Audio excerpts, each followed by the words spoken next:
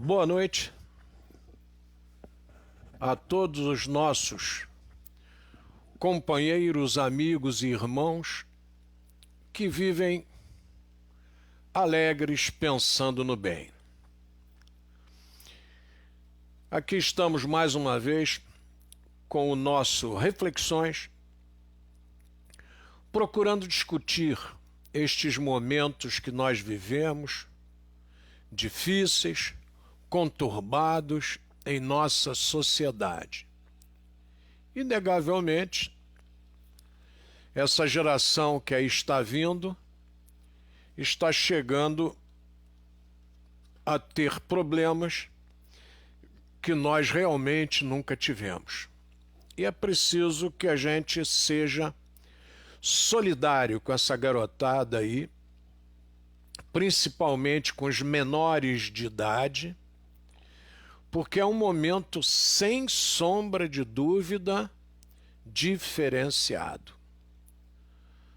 Tá? Vamos observar com muito carinho essa garotada, não vamos esquecer os nossos amigos, que também alguns, por conta de falta de recursos, por conta de falta de trabalho, falta de ocupação, estão atravessando um momento conturbado.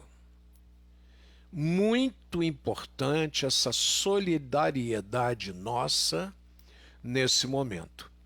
Eu comecei falando dos menores porque é a nossa área de trabalho. Nós trabalhamos com educação e temos sentido a garotada assim, sem gás, preocupada com amanhã, presa em casa por conta da pandemia. É um momento de muita solidariedade. Por favor, vamos abraçá-los, vamos trabalhar junto com eles para que eles possam vencer essa etapa complicada que nós estamos atravessando. Muito bem. Hoje eu gostaria antes de pedir a vocês que eu gostaria muito de pedir a vocês que quando visitassem a nossa página no YouTube, que por favor lá entrassem, curtissem e, se pudesse, se inscrevessem na página. Se pudessem, se inscrevessem na página. Muito importante para nós ter essa curtida de vocês lá, porque é o nosso caminhar para que outras pessoas participem. A visualização das nossas publicações tem sido boa. A única coisa que nós não temos visto é a questão da curtida e da inscrição. Isso nós não temos visto. E gostaríamos de pedir esse favor carinhoso a todos vocês. Vamos deixar o nosso Ronaldo aí dar o seu boa noite. E o Ronaldo já dizendo aí que o Ronaldo me deu uma pernada agora, porque apareceu aqui um cidadão de chapéu de palha que não é o Ronaldo que aparece sempre. Aí eu olhei ali e falei, não, o Ronaldo não entrou ainda não. Tá, mas aí tem um cidadão ali de chapéu de palha e óculos escuros que parece ele, aí eu cliquei em cima da foto. Boa noite, Ronaldo. Boa noite a todos, nosso carinho, nossa eterna gratidão por mais um dia que Papai do Céu nos dá para estarmos aqui juntos. E gostaria de ratificar o que o Paulinho está falando sobre a juventude, os jovens. É só nós nos espelharmos em nossa juventude, quando nós também passamos pela idade, não é muito longe, está pertinho ainda, nós passamos por isso lá atrás. Então hoje, com a nossa experiência, não é uma vivência tão grande, porque os jovens de hoje a gente aprende muito, nós aprendemos muito, mas o que o Paulinho fala é verdade. Mas qual é esse norte que nós podemos, com a nossa experiência hoje, dar a eles? Nós estamos falando de educação em todos os aspectos, seja no campo da instrução, ou seja no campo da moral e da ética. Então, é para que possamos refletir nestes momentos de pandemia e doravante, não sabemos ainda o que vem, até mesmo na política, o mundo todo está atravessando uma grande transformação. E a educação é a nossa arma salutar principal para essa transformação. Há quem não aceite, não acredite, vai os meus respeitos, mas é a educação a base, o alicerce, porque a educação, ela se principia onde? Na família.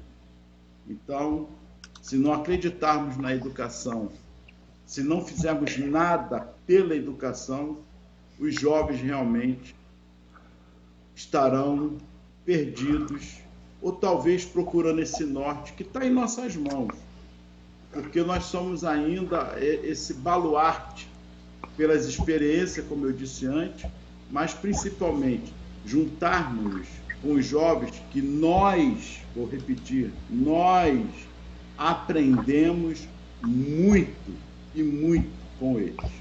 Muita paz, o nosso carinho a todos e a gratidão por estarmos aqui. Nosso boa noite. Bom, muito bem. A nossa observação vai em alguns sentidos. A primeira observação que eu gostaria de fazer com vocês é que a televisão está focada na eleição nos Estados Unidos da América do Norte. Então a eleição está focada nos Estados Unidos da América do Norte, porque a última eleição, o último presidente eleito nos Estados Unidos, incentivou de forma direta e específica na eleição do presidente brasileiro.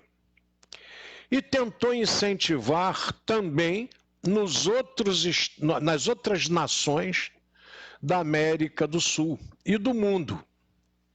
E parece que o tiro saiu pela culatra, porque o presidente dos Estados Unidos não conseguiu essa grande influência, mormente na América do Sul.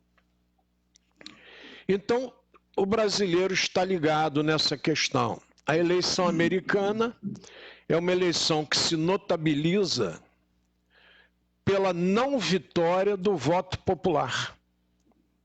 Olha que coisa interessante. Pela não vitória do voto popular. Aí vamos lembrar da última eleição lá. Quem ganhou no voto foi Hillary Clinton. Ela ganhou, me parece, alguma coisa em torno de 3, 4 milhões de votos acima do atual presidente. E tal fato já havia acontecido, aconteceu 5 vezes nos Estados Unidos. Os outros 3 eu não me recordo porque faz muito tempo. Mas a última foi com George W. Bush. Isso. Que também a vontade popular não se fez presente. Isso já está provocando nos Estados Unidos uma grande discussão. Para você que vive falando mal que o sistema brasileiro é isso e aquilo, lembre-se que o povo americano já está discutindo se deve entrar no sistema brasileiro onde vale o voto do povo. Porque essa proposta do delegado foi feita numa época que já não condiz com a realidade de hoje. Essa classificação, a Constituição do voto americano, é do século XVIII. E o tempo muda hábitos. Quer dizer, o que se pensava no século XVIII? Que o negro não podia votar, que a mulher não tinha condição de voto, que o analfabeto não tinha condição de voto. Então você tinha que eleger o delegado, porque o delegado sabia em quem votar. E a população ignorante não sabia. Essa era a proposta do século XVIII. Uma proposta que também influenciou o mundo e influenciou inclusive o Brasil. O Brasil vai permitir legalmente, muito embora a mulher tenha votado até antes de Getúlio, em eleições estaduais, mas aqui, no contexto nacional, a mulher ganha seu voto com Getúlio Vargas, na Constituição de Getúlio Vargas. Sim. Então é importante que a gente analise esses aspectos, porque o Brasil não pode viver a reboque do mundo e tem características próprias. Então não cabe a ninguém ficar dizendo, ah, não, isso aí o Brasil está errado, vê lá nos Estados Unidos como é que é. Não é verdade. Tremenda lorota esse negócio de dizer, não, porque lá é assim, lá é assado. Esqueçam, não é verdade. É conversa de A, B ou C que tenta menosprezar o povo brasileiro. Bom, suponhamos que aqui no Brasil nós tivéssemos uma eleição e que os delegados votassem contra a vontade popular e tivessem eleito um presidente que não recebeu o voto da maioria. O que a turma diria aí? Que foi corrupção. Claro. Com certeza. Ah, foi corrupção. Lá nos Estados Unidos, não. Lá não tem corrupção. Não. Lá não. Lá todo mundo é sério. Essa característica, eu abordei isso exatamente hoje, no momento de eleição americana, para que, por favor, vocês reflitam bastante ao passar imagens negativas para aqueles que nos assistem. Eu me ufano de ser brasileiro. Ah, é ufanismo? É. Mas eu tenho um orgulho muito grande de ser brasileiro. Não tenho nem dúvida. Tenho dúvida nenhuma sobre a questão de ser brasileiro. Gosto e gosto muito. Admiro demais. E a gente, quando começa a observar essas observações, fica muito triste. Outro dia eu via na internet aí observações sobre o Brasil, selecionaram um time aí para falar de Brasil, para falar de vários momentos da vida brasileira, e eu fiquei horrorizado. Como ditos historiadores brasileiros conseguem fazer observações assustadoras contra nossa nação, prestando um desserviço à nossa pátria e principalmente aos nossos jovens. Por favor, jovens, não acreditem no camarada que vai para a internet, porque eu sou isso, que eu sou aquilo, que é a informação que eu tenho. Não acredite em nada disso. Inclusive, quando eu disser, o Ronaldo disser também. Cabe para nós dois também. Não estamos nos excluindo. Estamos nos inserindo na mesma pesquisa. Eu falei, vocês consultem na internet e vejam. Vejam lá como é que é o colégio eleitoral nos Estados Unidos. Vê se vocês concordam com esse tipo de colocação. Foi feito no final do século XVIII. Está na hora dos americanos reverem. Tá? Por isso que até hoje você tem a dificuldade do voto do negro. Por isso que o ex-presidente Barack Obama entrou na campanha. Porque eles já sentem que há necessidade de uma reformulação. E o mundo todo está se reformulando. Vocês vejam aqui na Bolívia, do nosso lado, foi feito um golpe de Estado, retirou-se o presidente, alegando roubo, e veio uma nova eleição e a turma comprovou o voto. Como quem diz assim, não teve roubo nenhum, da outra vez estava certo, era o candidato que a gente queria. Então, por favor, vocês observem com muita paz, com muita tranquilidade essas observações. Porque nós somos um espaço que o mundo cobiça. Hoje eu conversava aqui com um arquiteto, com 2 advogados ex-alunos, advogados de destaque na região, e eu fazia essa colocação quando alguém colocava a questão de carro. Eu dizia o seguinte, ó, eu estou com 71 anos, quando eu comecei a estudar, o maior produtor de petróleo do mundo era os Estados Unidos da América do Norte. O maior exportador de petróleo do mundo era os Estados Unidos da América do Norte. E os maiores produtores de automóveis também. Então, uma coisa estava intimamente ligada à outra. Produzir automóvel e mandar gasolina junto para movimentar esses automóveis. Eu estou falando no início dos anos 50. Em 1954, Getúlio Vargas cria Getúlio Vargas eleito, não é mais o ditador, é o Getúlio eleito em 50. Nacionalismo. Em 53, ele cria a Petrobras. Aqui no colégio nós temos um proprietário de cotas e um ex-aluno, ex-professor, íntegro, inteligentíssimo, que é o professor Dr. Otto Perrone. E o Dr. Otto Perrone, nessa época como químico industrial, vai participar da fundação da Petrobras. Está vivo ainda. Pode contar essa história melhor do que eu. De repente a gente faz até, se conseguirmos fazer uma transmissão com o Dr. Otto Perrone. Muito bom, muito bom. Tá? E contra essa história do petróleo brasileiro e toda essa questão da siderurgia. Essa questão da produção de petróleo no Brasil. Tá?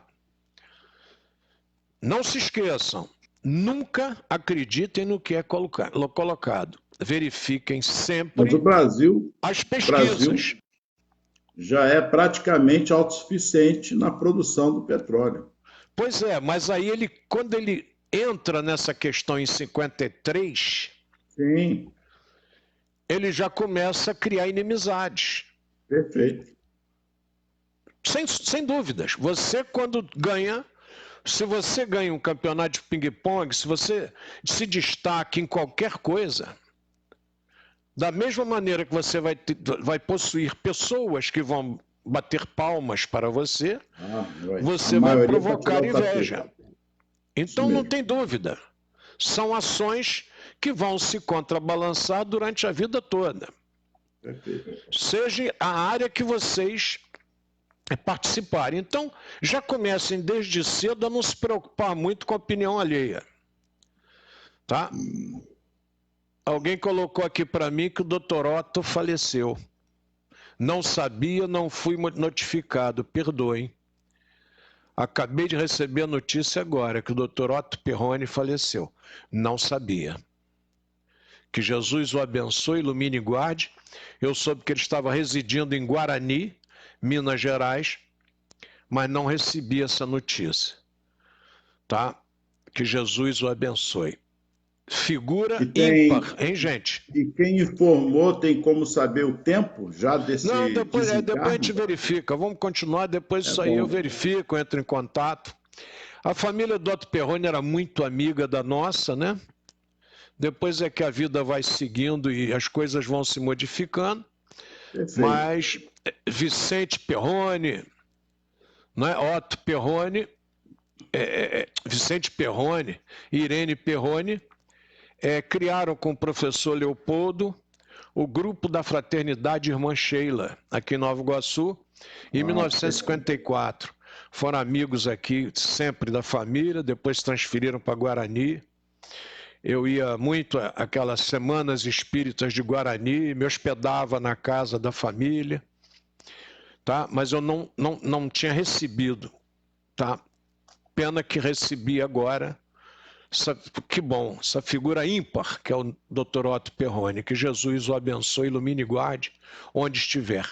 Mas vejam bem, ele é fundador da Petrobras. E a Petrobras começa a criar inimizades no mundo. Porque aí nós começamos a já não depender tanto do petróleo americano. Vem Juscelino Kubitschek e traz automóveis para o Brasil. Aí a indústria americana de automóveis começa a entrar em queda com relação ao Brasil. Aí vamos pedir uma observação a vocês que estão nos ouvindo. Visitem as cidades antigas. Visitem as casas antigas do Rio de Janeiro, do centro do Rio. Quando eu digo do centro, é do entorno do centro. Vejam quantas casas possuem garagens. As casas construídas no final do século XIX, princípio do século XX, só possuía garagem se fosse alguém abastado. Vocês vão ali em Conservatória, vão em Ouro Preto, vão em São João del Rei, vocês vão verificar que as casas são geminadas. Não tem nem espaço para botar garagem, porque todo mundo andava a pé. Não havia carro. O carro é alguma coisa que vem nos anos 40, nos anos 50. Hoje, se o Brasil mexer um pouquinho no transporte, o carro desaparece de novo. A Uber e 99 e outras empresas já botaram o carro de muita gente dentro de casa. Então, eu vou ter que ir com o meu carro, vou ter que pagar estacionamento, vou ter não sei o quê. Aí chama o Uber, vai, paga e chama o Uber para voltar, é mais negócio. Eu tenho um funcionário aqui que vem trabalhar de Uber. Tem carro e vende Uber, que é mais barato. Só vende carro no dia que... Eu não sei qual é o planejamento do Uber, tem dia que está caro. Não sei se é muita procura, eu não sei qual é o critério que o Uber usa. Né? Se é da demanda realmente. Aí está caro, aí eles vêm de carro próprio. Mas quando está... Tem dia que você gasta para vir para a escola quase a mesma coisa que a passagem de ônibus. Oi, Ronaldo. Nós temos também Collor, né? Que fez um grande incentivo também na época para os carros novos. Claro. Chamava de carro. Nossos carros eram mais carroça, uma coisa assim, se não me engano. Porque nós só tínhamos... o capitalismo selvagem imperava naquele momento e nós só tínhamos algumas empresas. Então as maiores compravam as menores e ficavam donas do mercado. Então o Brasil ficava restrito a General Motors, a Volkswagen, a Fiat e a Ford. Eram as indústrias do Brasil. Você queria comprar um carro popular, tinha que optar entre o Chevette, entre o Fiat 147, você ficava restrito, o Gol, não, você ficava restrito àquelas opções. E o Collor veio e disse que isso não podia acontecer e abriu a importação. Qual foi a consequência? Sofreu impeachment e foi absolvido de todas as acusações. Quer dizer, a gente fica com a eterna dúvida, né? Foi impeachment, foi realmente um meio de tirá-lo do caminho. A gente fica na dúvida do que foi que aconteceu. Mas essa análise cabe para vocês, não cabe para mim, não. Vocês é que vão analisar e chegarem às suas conclusões. Então, voltando ao petróleo, Vargas cria a Petrobras em 53, daí para frente o governo dele é uma instabilidade só. E não completa um ano no governo depois da criação da Petrobras. Se suicida, cria a Petrobras em novembro, se suicida em agosto do ano seguinte. Quer dizer, 8 meses depois, né? Ou 9 meses depois, como quiserem. Tem alguma relação? Não sei. A conclusão cabe a vocês. A mim, ao Ronaldo, cabe a informação. Nós temos que informar. A conclusão não é nossa. A conclusão é de vocês. Vocês estudem, verifiquem e cheguem às próprias conclusões. É interessante um Brasil rico? Não sei se é. Existe alguém querendo ser amiguinho do Brasil? Não sei. Será que alguém se aproxima da gente só porque gosta dos brasileiros? Não sei. Conclusão de vocês. Será que querem, de fato, um país um povo desenvolvido? Também não sei. Não é? Então, essa informação cabe a vocês, da análise de vocês. Mas vou citar um exemplo aqui que eu sou obrigado a conversar no dia de hoje.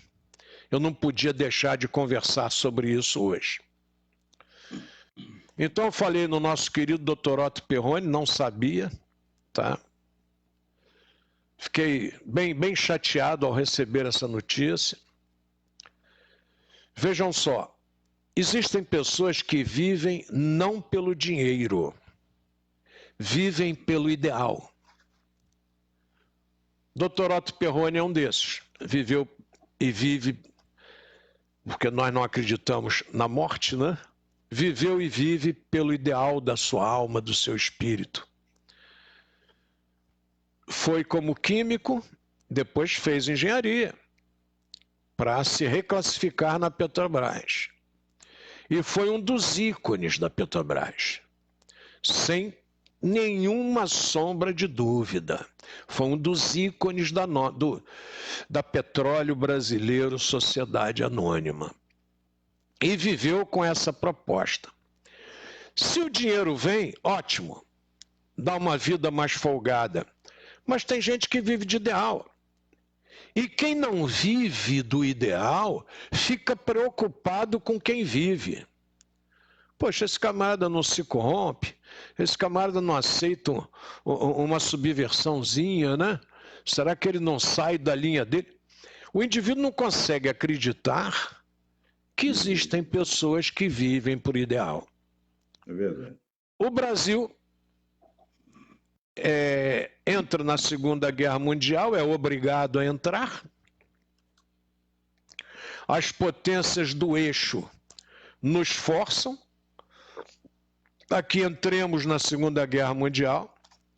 Navios brasileiros são afundados. Ainda existe historinha aí na internet de que foram os americanos que... Vamos parar com essas historinhas. O Graf Spee foi encontrado aqui vazando óleo na Bacia do Prata, tá? Ali próximo à Argentina, Uruguai, Argentina. Então, vamos parar com essa historinha. A Alemanha realmente veio aqui e bombardeou navios brasileiros.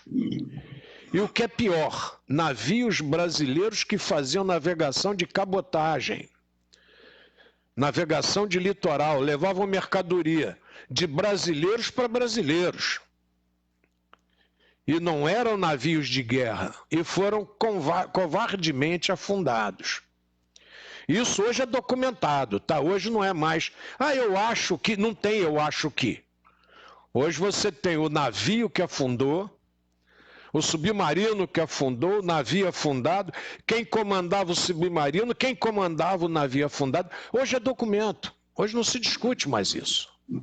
Hoje já está sacramentado.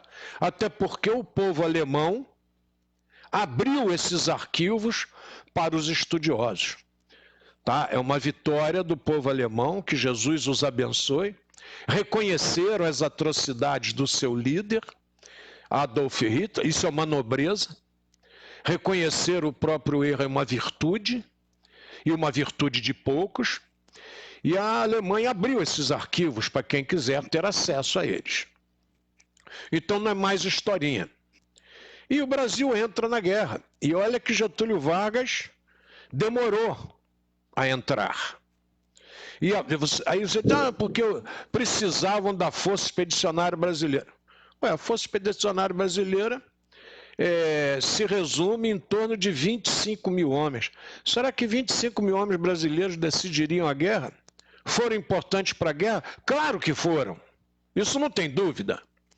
Mas havia uma urgência desses 25 mil homens? Não sei se havia. Mas foi o contingente que o Brasil enviou e deveria enviar, mas não chegou a enviar. Tivemos esse vídeo que eu vi falando mal da FEB, eu fiquei horrorizado, deletei, não quero mais nem ver. Tá? Isso tudo é documentado hoje. A aviação da FAB, o Sentapua, né?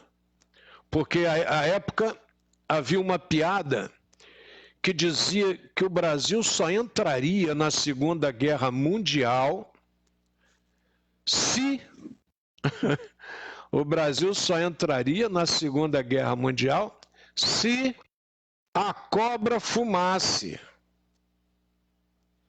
Era a brincadeira de época, né? Bom, se a cobra fumar, o Brasil entra na guerra. Aí virou o logotipo do Sentapua, a cobra fumando. A cobra está fumando. E agora a gente vai entrar na guerra porque a cobra está fumando. Esses detalhes são importantes para vocês conhecerem a característica do brasileiro. E o aviador americano, ele fazia lá 50, 60, estourando 70 incursões e voltava para casa.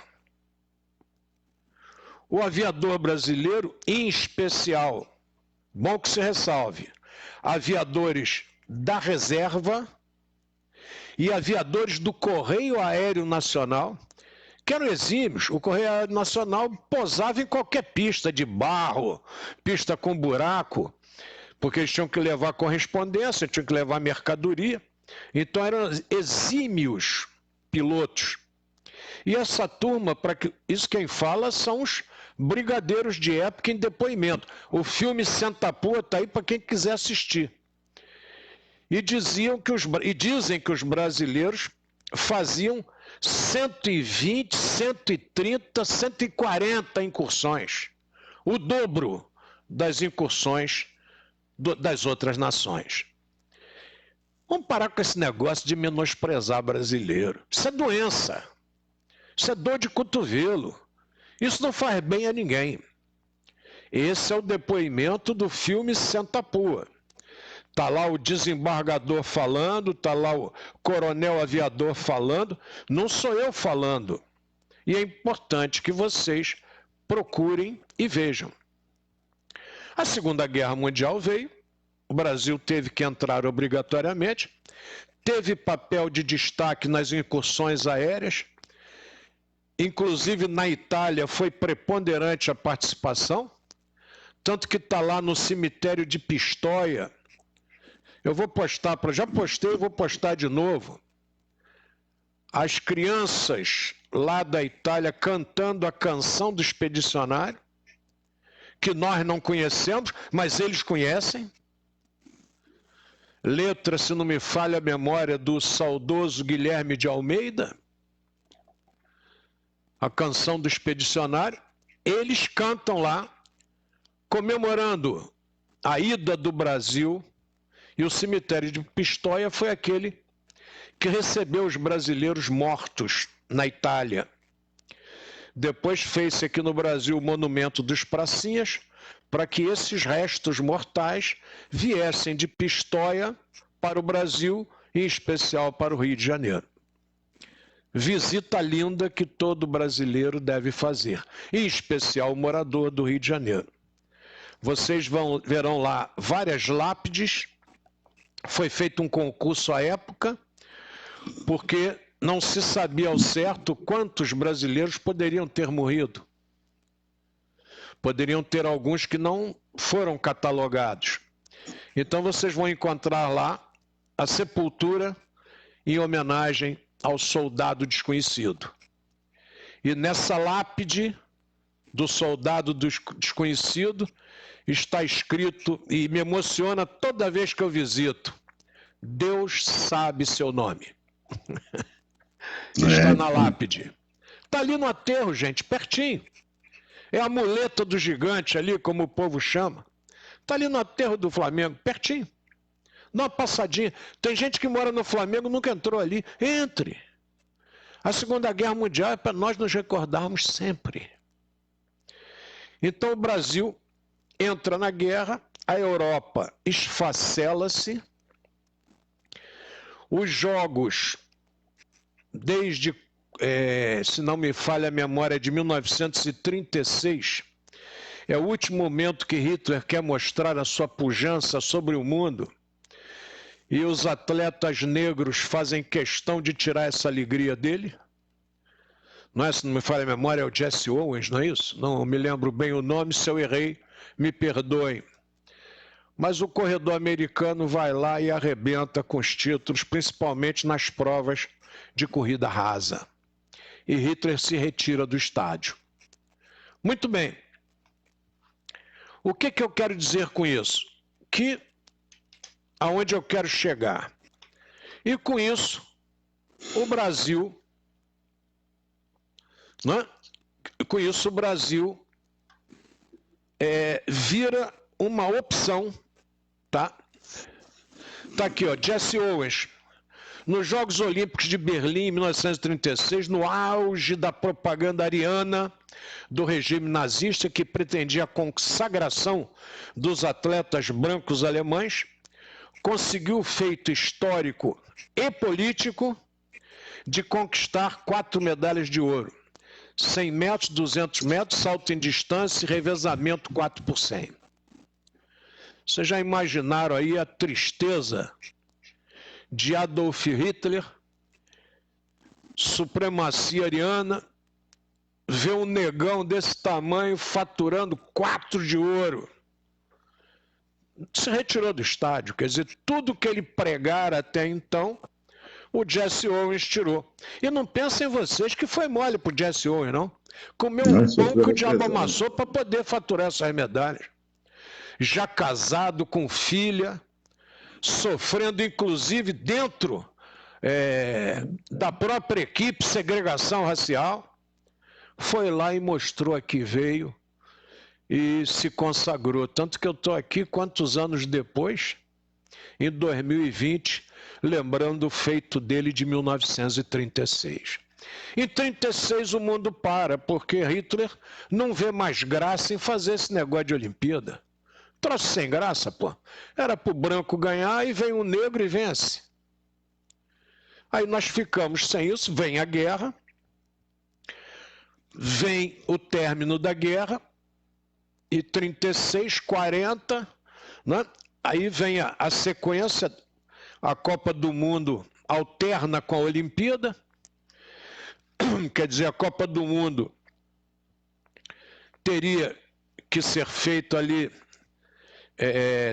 34, né, 38, aí nós temos a guerra para a Copa do Mundo, para a Olimpíada, e aí nos anos 50 a turma se reúne, ó, tem que fazer Copa do Mundo, mas quem é? Inglaterra não pode, França não, a Europa não pode. Estados Unidos estava com dificuldades econômicas, refazendo sua frota, que foi afundada lá em Pearl Harbor, o gasto da guerra monstruoso. E aí começam as conversas com o Comitê Olímpico Brasileiro. E Getúlio Vargas compra a briga. E Eurico Gaspar Dutra, e depois Vargas, né? É bom que a gente respeite a história.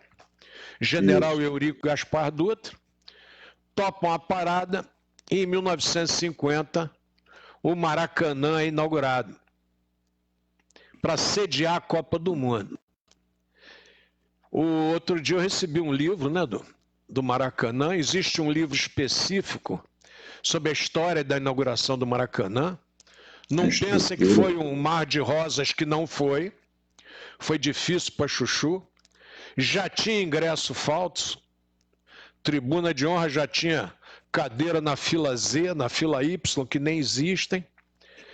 Já existia, os batedores de carteira especializados do Brasil todo vieram para o Rio de Janeiro. Não pense em você que foi um mar de rosas, que não foi. Não pense em vocês. Só que o que lucrou o Brasil? O Brasil recebe a Copa do Mundo, tinha tudo para ser campeão, não se sagrou campeão, por N motivos, não cabe aqui analisar isso, que já foi analisado trocentas vezes, né? Mas o Brasil recebe também a questão do basquetebol, que também não tinha espaço lá, e a questão do voleibol. E Nova Iguaçu se transforma num reduto espetacular de basquete. E um grupo aqui de Nova Iguaçu, na sua maioria, alunos do Colégio Leopoldo, começa essa prática do basquete na nossa cidade. Os irmãos Soma, Beto Baroni, Ari Manga Espada, Leônidas da Silva Bar, essa turma se junta praticando basquete. E surge a imagem do Iguaçu Basquete Clube, que hoje é o IBC, em Nova Iguaçu. Iguaçu Basquete Clube. E os campeonatos? Esporte Clube Iguaçu, Iguaçu Basquete Clube, Mesquita Tênis Clube, aliados, esses campeonatos começam a acontecer aqui na Baixada com muita frequência. E o Rio de Janeiro começa também a cuidar do basquete. Não é? O Canela, que era tricolor, dirige o Flamengo. Canela que vem a ser tio do Jô Soares. Então, essa turma começa a movimentar o basquete. Eu estou falando isso porque hoje é uma obrigação de honra minha falar nisso aí. Essa garotada do Leopoldo curte o basquete em larga escala. Trabalha o basquete para chuchu. E dessa minha safra, um pouquinho depois, surge um camarada aqui em Nova Iguaçu que se chama Keller Borges Cardoso. E o Keller ama o basquete, se dedica ao basquete de uma forma ímpar. E no governo Mário Marques, ele acha que tinha condições de pegar Nova Iguaçu e levar a uma competição nacional. E o Keller parte para dentro. Só que o dinheiro da prefeitura não vem. Isso todo mundo já tinha visto na nossa cidade. O governo incentiva e depois bota a escada, depois tira. E você fica lá em cima sozinho. E o tombo é seu. O nosso presidente hoje da Suderj, o Adriano Santos, é o nosso presidente da Suderj, conhece essa história tão bem quanto eu, porque o Adriano, nessa época, era o nosso secretário municipal de esporte. O nosso Marcos Mendonça, radialista, também participou desse trabalho. Eu, como apoiador, também participei, doutor Luiz Carlos da Silva Loyola participou. Então o Keller tinha um número enorme de amigos que entraram nessa maluquice com ele, maluquice entre aspas. E partiu para dentro e não conseguia colocar o basquete de Nova Iguaçu numa competição nacional. E aí vem o motivo aqui do meu tributo aqui ao Keller, que não podia deixar de fazê-lo hoje, de jeito nenhum. O Keller foi sepultado ontem, arrastava uma dificuldade, arrastava um câncer durante muito tempo, e ontem nos deixou, anteontem nos deixou e foi sepultado ontem no cemitério de Nova Iguaçu. E o Keller continuou na sua luta. E tentando lá fazer o nosso IBC participar do Campeonato Brasileiro, ele foi a uma reunião, ele estava discutindo e numa outra sala estava o Oscar Schmidt, que é um dos ícones do basquete no Brasil, conversando com outro grupo. Aí o Keller vira e diz assim, não, eu queria escrever o Iguaçu Basquete Clube. Aí o Oscar, isso contado pelo próprio Keller. Aí disse que o Oscar Schmidt, de outra sala, virou e disse assim, como é que é mesmo o nome do clube aí? E ele disse, Iguaçu Basquete Clube. Eu falei assim, ué, Nova Iguaçu tem um clube que tem basquete no nome? Aí o Keller disse, tem. Iguaçu Basquete Clube. Aí diz que o Oscar falou, não, esse clube tem que participar do campeonato. Nós temos que inserir esse clube. Isso é um fato inédito no Brasil, ter um clube com o basquete no nome.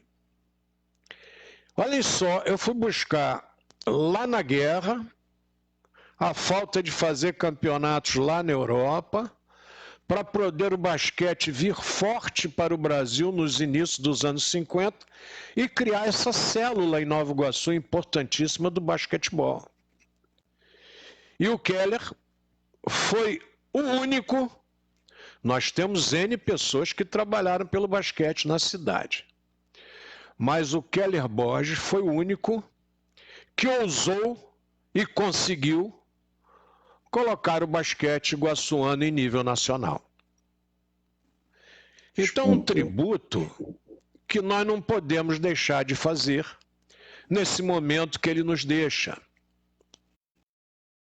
Já falou sobre isso várias vezes, já discutimos várias vezes, já fizemos programa de rádio sobre isso. Mas eu acho que eu devia deixar gravado aqui, né? Porque a gente está gravando imagem e som e isso se perpetua. E vai para o YouTube e fica. E eu tinha que dar esse testemunho a todos vocês. Quer dizer, o Keller consegue, por exemplo, eu tive o prazer de estar presente, trazer o nosso saudoso Hélio Rubens, ex-titular da seleção brasileira de basquetebol, armador da seleção brasileira, técnico do time de Franca, São Paulo, e trazer a equipe para jogar aqui, no ginásio da Vila Olímpica de Nova Iguaçu, do ginásio Jair Lobo dos Santos. Então é importante que a gente faça esses registros, porque a maioria da sociedade não sabe disso. Nem se toca que isso aconteceu. E não sabe o sacrifício para você conseguir um feito dessa monta. Tá, meus amigos, meus queridos companheiros, amigos e irmãos. E o Keller vai carregar essa coroa de louros onde quer que ele esteja, é dele. Brigou duro, teso, sem um tostão no bolso, botando até o que não tinha. Às vezes levava a camisa dos jogadores do IBC que disputavam o campeonato brasileiro, levava as camisas para casa para lavar, porque não tinha sequer quem lavasse. E isso, gente, tem pouco tempo. Isso o governo Mário Marques, em Nova Iguaçu. 2001 a 2004. É um registro que a gente tem que fazer. Eu não estou falando mal de ninguém, não estou criticando ninguém.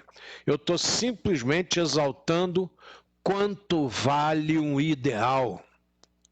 Que, aliás, é o título do livro de nossa querida Ruth Santana, que abriu um abrigo de crianças ali no Meier, depois virou escola, que é a Casa de Lázaro, ali atrás do Corpo de Bombeiros do Meier. Então ela possui um livro, Quanto Vale um Ideal, muito amiga de Leopoldo Machado, se inspirou muito no trabalho de Leopoldo, ficou viúva rica, se dedicou àquele trabalho e morreu paupérrima. Não esqueçam, meus queridos amigos, companheiros, irmãos, que existe muita gente que vive alegre pensando no bem, que tem ideal por meta, que não falam, fazem. Por favor, vamos respeitar essas pessoas. E esse casamento da educação com o esporte, com a arte, de todas as bases, é fundamental. Isso ajuda muito. O basquete, todos os esportes. O basquete em Nova Iguaçu, Ronaldo, ele se notabiliza principalmente por fazer com que praticamente todos os atletas que jogaram pelo IBC, Iguaçu, Colégio Leopoldo, etc., cursassem o nível superior. Olha aí. É uma safra enorme de médicos, de advogados em Nova Iguaçu, de engenheiros, não menosprezando as outras profissões, por favor. Eu só estou dizendo o quanto o basquete incentivou esses indivíduos a seguirem uma linha reta, o quanto o esporte faz bem à saúde do corpo e da mente, o quanto o esporte é o exemplo máximo da máxima grega, da máxima romana, mens sana in corpore sano, para que todos tenham mente sã em corpo são. Muito obrigado ao grande amigo Keller Borges, muito obrigado ao grande amigo Otto Perrone.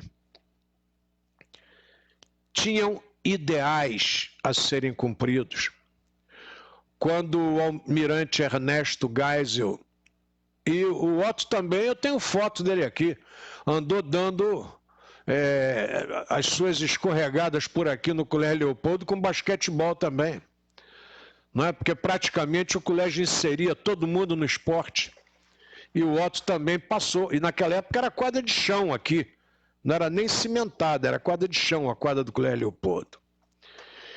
Então essa turma, quando o general Ernesto Geisel saiu da presidência, o Otto Perrone estava se aposentando e o Ernesto Geisel levou o Otto para trabalhar com ele.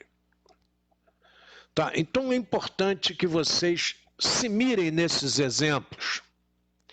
Porque o indivíduo que nada consegue, quando você cita um exemplo para ele, ele faz questão de retirar todo o mérito daquele indivíduo.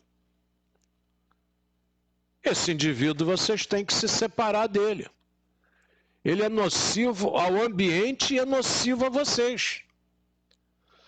Camarada que faz o programa, e não, aquele fulano foi isso, fulano foi aquilo, fulano não serve, né? Esse indivíduo não escute, porque ele vai atrapalhar a sua vida. Ele é nocivo à sociedade. Você escute aquele que abre caminhos, que mostra horizontes para vocês. Porque nos horizontes vocês vão se mirar, vocês se mirarão e traçarão o seu azimute, a sua linha do horizonte que vocês desejam chegar. E com exemplos é muito mais fácil. Sem exemplos é mais difícil. Mas com exemplos, gente, é molezinha. Não é? No Bhagavad Gita, tem gente que diz que é Bhagavad Gita. Eu não sei, eu não falo indiano. Então estou lendo como eu vejo em português, Bhagavad Gita. O discípulo Arjuna conversava lá com seu mestre e queria saber do mestre como é que ele fazia para chegar à inteligência do mestre. Era Arjuna conversando com Jesus Krishna. No início do programa eu tive vontade de falar isso porque o Ronaldo falou em tempo, né? Eu queria me lembrei desse diálogo. Aí o Jesus Krishna, para ele, são necessários alguns kalpas. E ele fica intrigado com o negócio de alguns kalpas e vai verificar e ver que são alguns milhões de anos. O progresso é lento, gente. O progresso é difícil.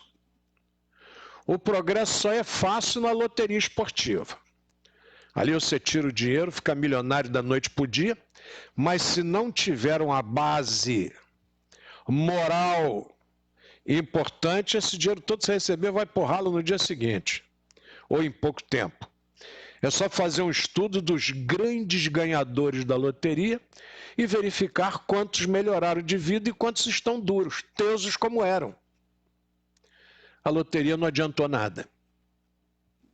Então é importantíssimo que vocês cuidem do aperfeiçoamento moral, primeiro, intelectual, depois, para que a jornada fique mais simples, fique mais fácil. Com conhecimento, tudo é mais fácil. Sem conhecimento, tudo é mais difícil.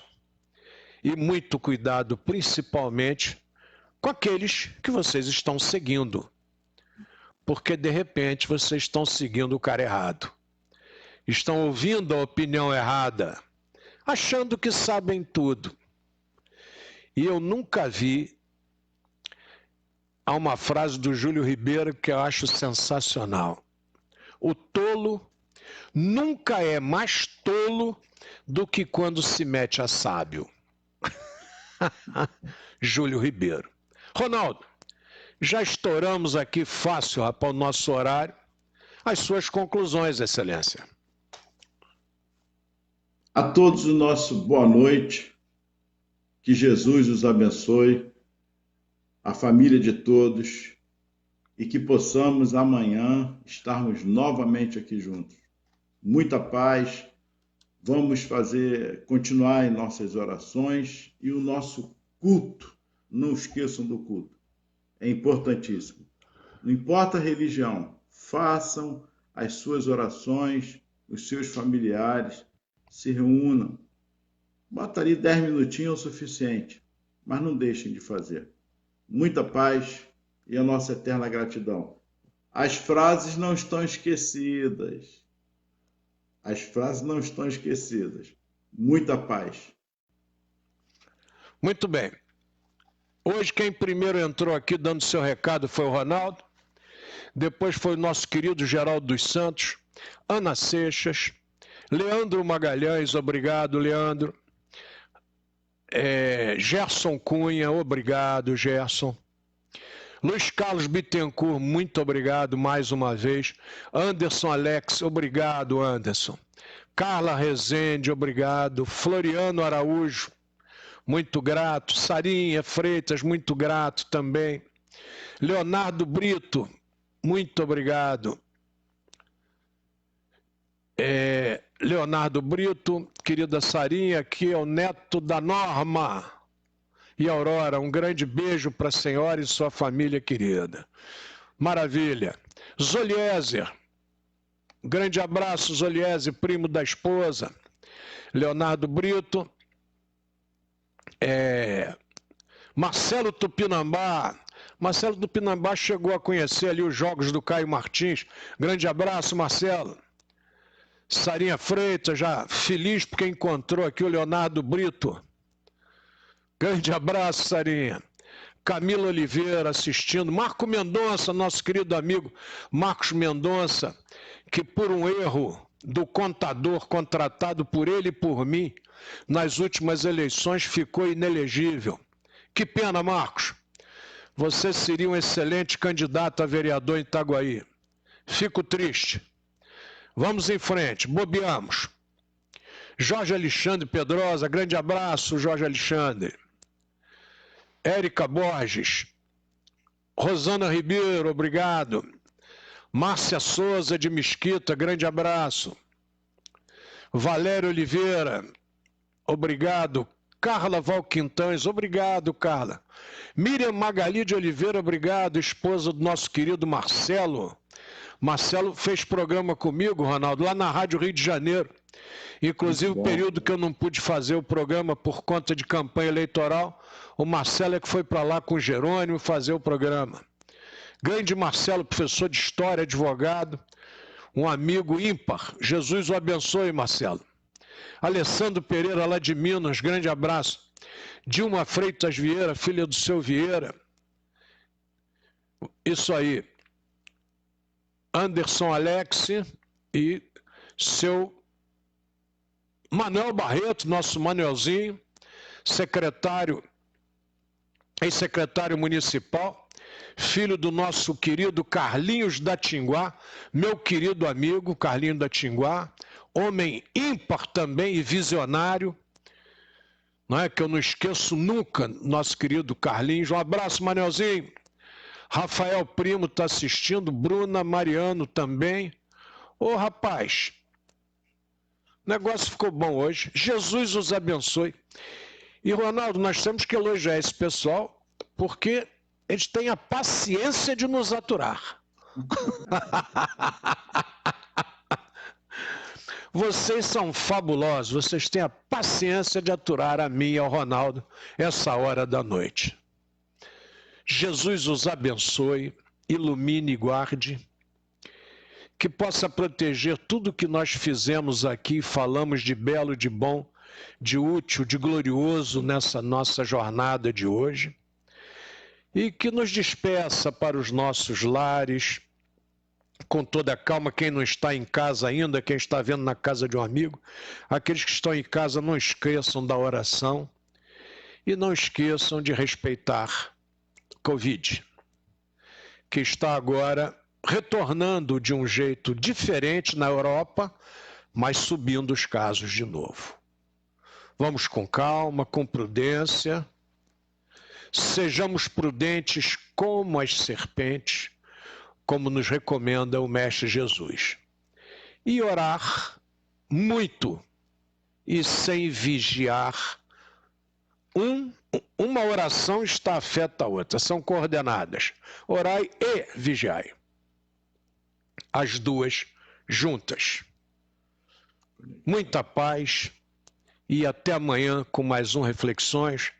Obrigado, Otto Perrone, obrigado, Keller Borges, obrigado a todos aqueles que vivem por um ideal.